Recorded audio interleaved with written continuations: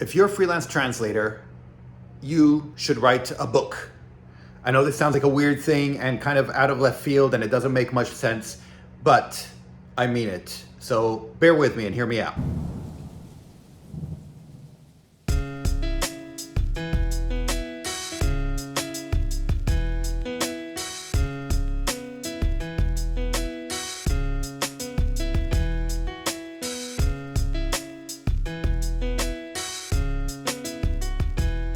So I know the first thing on your mind is the book is something I might want to write one day when I write my memoirs or something, but I'm not going to write a book now. That's not how it works. It can't happen. So let me make you feel better about a couple of things. First of all, now with Amazon, it's extremely easy to publish a book. You can do a Kindle or print version. They kind of pretty much handle everything.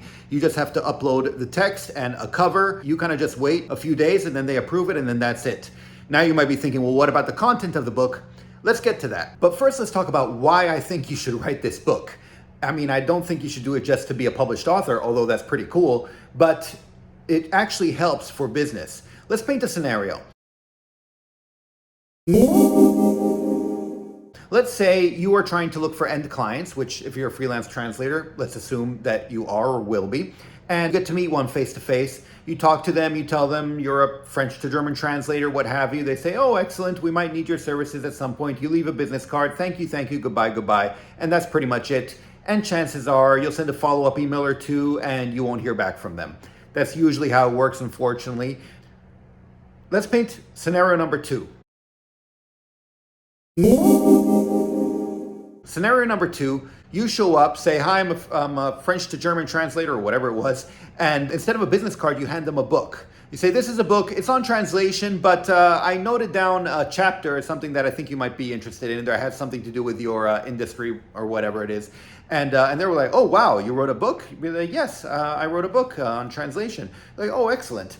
And I'll keep it right here. Usually people like to keep books either on their desk or behind their desk or somewhere handy. So obviously this helps a lot with recognition, with helping them remember you in the future because you stand out. The book stands out much more than a business card.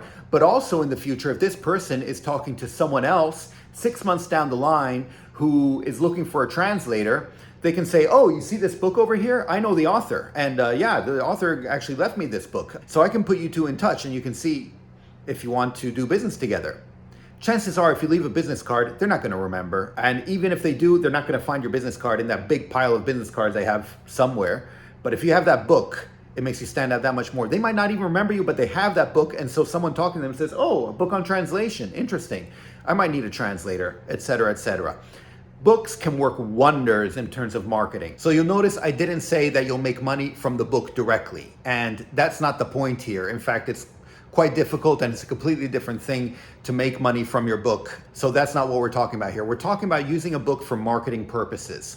And the cost of printing out a book and having it is comparable to business cards. Business cards, you get a couple hundred of them, and books, you'll just get a couple of them, but still they have that much more impact. So at this point, you're probably sold on the fact that it's good to have a book and it works well for marketing, etc. But you're wondering, what the hell am I going to write about?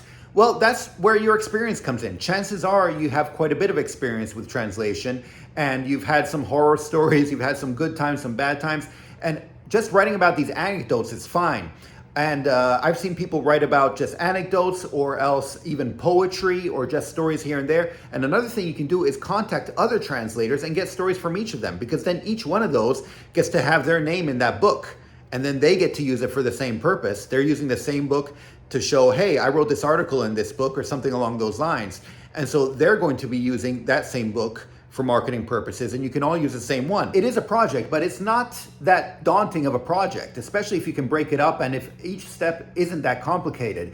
And then if you're serious about your career, this is a great way to get ahead and to stand out from the pack. As you know, I've written a couple books, and so I'd be happy to kind of go through the process more in detail of how to create a book and how to go about it. I didn't want to do it in this video since it's just introductory, but if you are interested, feel free to let me know in the comments below, and I can go a bit more into detail in a future video. For now, I just wanted to bring this up because I think it is a useful idea. I think it's a good idea, and I think it's an idea that not many people have picked up on yet, and not many people are following through on yet. Don't forget that once you have the book, you can also have it in 2 languages. Since you're a translator and you speak 2 languages, And even if you don't translate it yourself and you know translators in another language, then maybe you can work out a deal where they translate it, they have their name on the cover, and then they can use it as well for marketing. Anyway, that's it for now.